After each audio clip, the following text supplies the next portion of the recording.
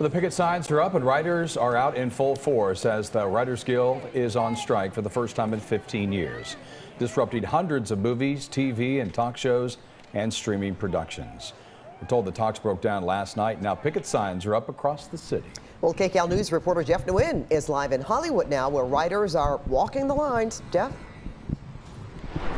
So Pat and Jeff, picketing is done for the day, but what will not go away anytime soon is the popularity of streaming, which is why Hollywood writers say that the business model of film and television needs to be changed.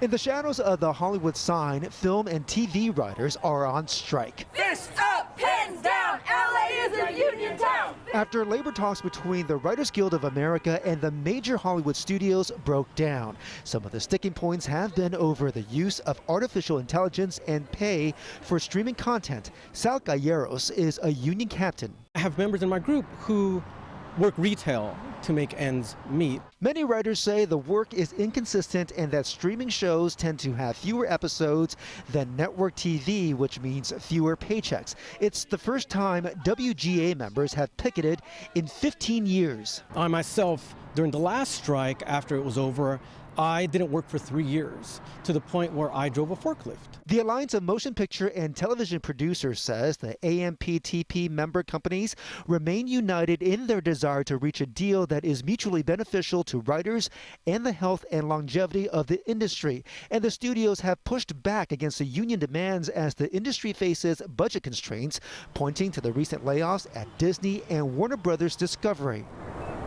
Catherine Beatty was a writer on the CBS hit show NCIS New Orleans. She's now a co-executive producer on NCIS because, she says, she gained experience by going from the writer's room to set. She says that's not possible on streaming projects where staffing is often less than half of network TV. From my perspective, it's actually a cost savings to have somebody on set who knows the story, knows the script, and know where it's going in the future. Writers also point to Netflix, which was on the verge of collapse during the recession, but the company turned things around with hits like House of Cards, which started with good scripts. I mentor a lot of young writers, and my goal is for them to come up behind me and have their own careers.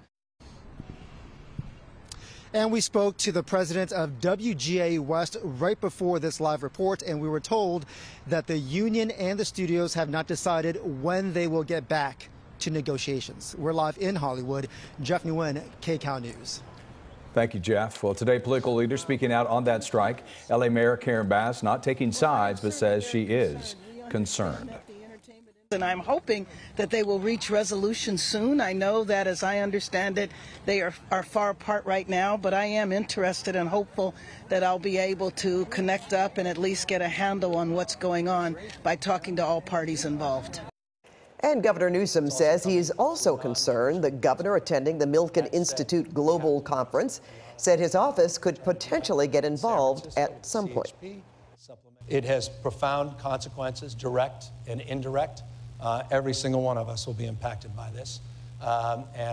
We're very concerned about what's going on because both sides are dug in and the stakes are high. And we do want to be transparent about this. Paramount Global, which owns KCAL News, is part of the Alliance of Motion Picture and Television Producers. Also, many of our KCAL News producers and writers are WGA members. However, they work under a different contract and are not a part of the strike.